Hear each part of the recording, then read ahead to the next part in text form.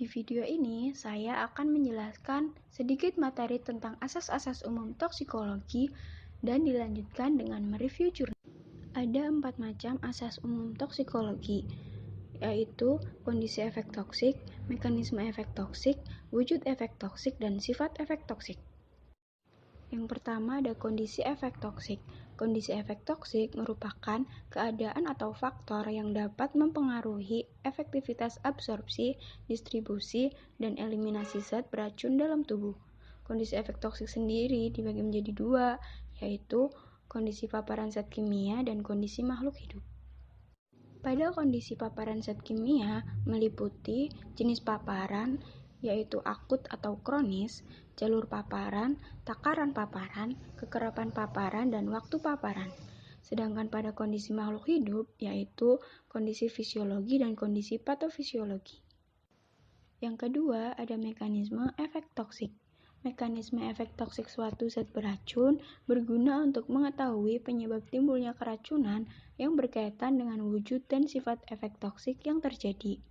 Keberadaan zat kimia dalam tubuh menimbulkan efek toksik melalui 2 cara, yaitu mekanisme intrasel dan mekanisme ekstraksel.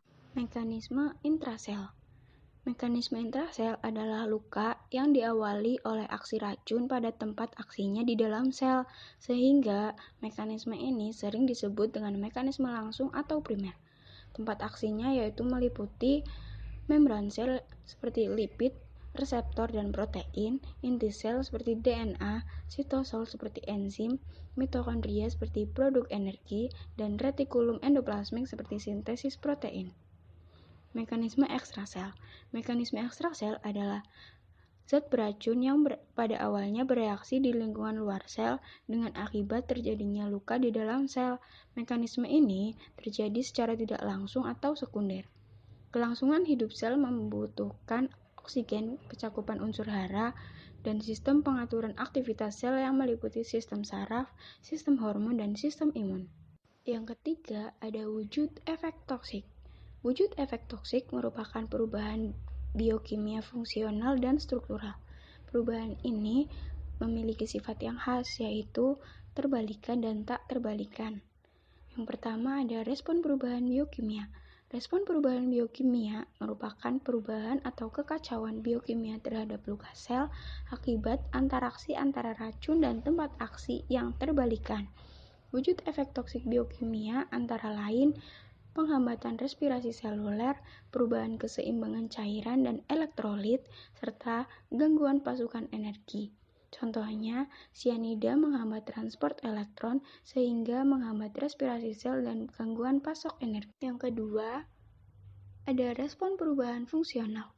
Respon perubahan fungsional berkaitan dengan interaksi racun dengan reseptor aktif enzim yang terbalikan, sehingga mempengaruhi fungsi homeostatis tertentu. Wujud efek toksik fungsional antara lain anoksia, gangguan pernafasan, gangguan sistem saraf pusat, hiper atau hipotensi, hiper atau hipoglikemia, perubahan keseimbangan cairan dan elektrolit, perubahan kontraksi atau relaksasi otot, serta hiper atau hipotermi. Yang ketiga ada respon perubahan struktural. Respon perubahan struktural berkaitan dengan perubahan morfologi sel sehingga terwujud sebagai kekacauan struktural yang tidak dapat terbalikan. Respon perubahan struktural meliputi degenerasi, proliferasi, dan inflamasi. Contohnya, terasiklin dapat menyebabkan perlemakan hati. Yang keempat, ada sifat efek toksik. Ada 2 jenis sifat efek toksik, yaitu reversibel atau dapat terbalikan, dan irreversibel atau tidak dapat terbalikan.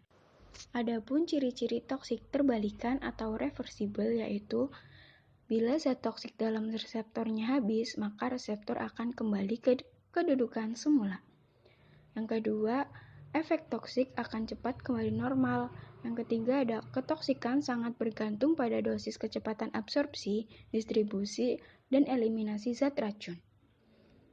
Kemudian ciri-ciri toksik tak terbalikan atau irreversibel. Yang pertama, kerusakan bersifat permanen. Yang kedua, paparan berikutnya akan sebabkan kerusakan yang sifatnya sama, memungkinkan terjadinya akumulasi efek toksik. Yang ketiga, zat beracun sangat sulit dieliminasi. Selanjutnya yaitu review jurnal. Jurnal yang akan direview adalah uji toksisitas akut ekstrak tanaman sarang semut Myrmecodia pendens terhadap histologi organ hati mencit yang ditulis oleh Arif Sueksmanto dan teman-teman.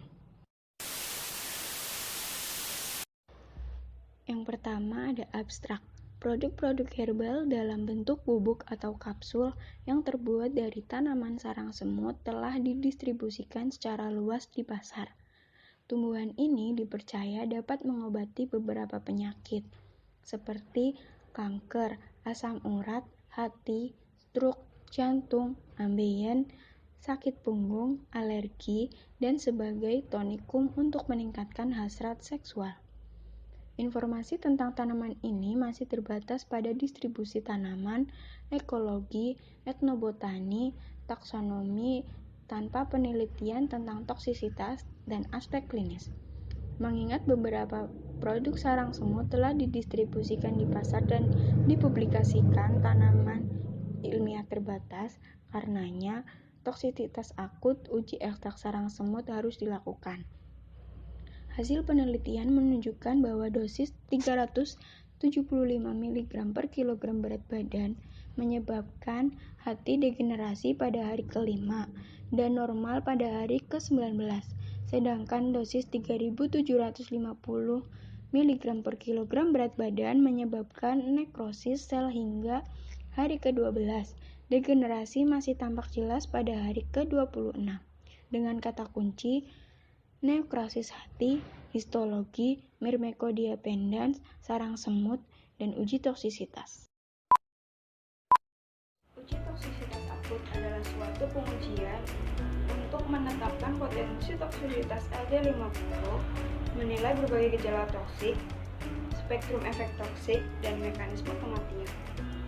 Tujuan uji toksisitas akut adalah untuk mendeteksi adanya toksisitas suatu zat, menentukan organ sasaran dan kepekaannya, memperoleh data bahayanya setelah pemberian suatu senyawa secara akut, dan untuk memperoleh informasi awal yang dapat digunakan untuk menentukan tingkat dosis yang digunakan untuk uji toksisitas selanjutnya.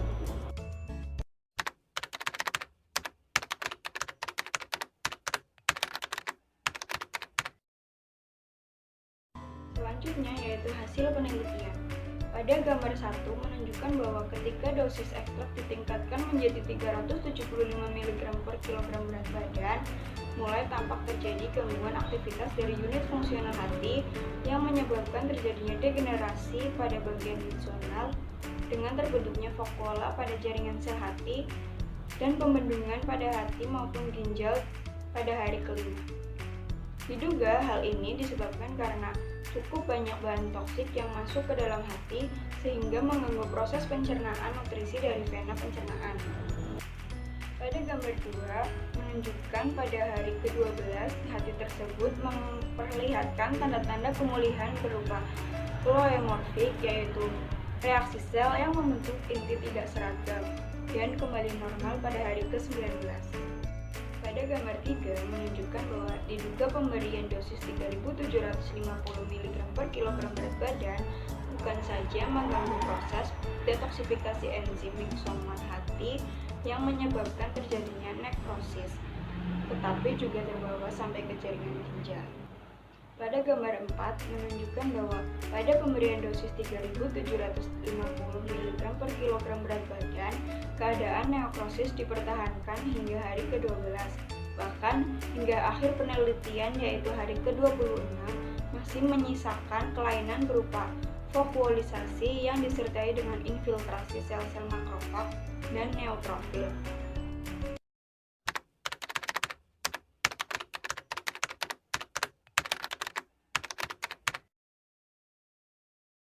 Kesimpulan dari jurnal penelitian ini adalah hasil penelitian ini tidak dapat mendapatkan nilai LD50, bahkan tidak dijumpai kematian meskipun dosis telah ditingkatkan menjadi 3.750 mg per kilogram berat badan. Diduga ekstrak air tanaman sarang semut ini cukup aman untuk dikembangkan sebagai bahan baku obat.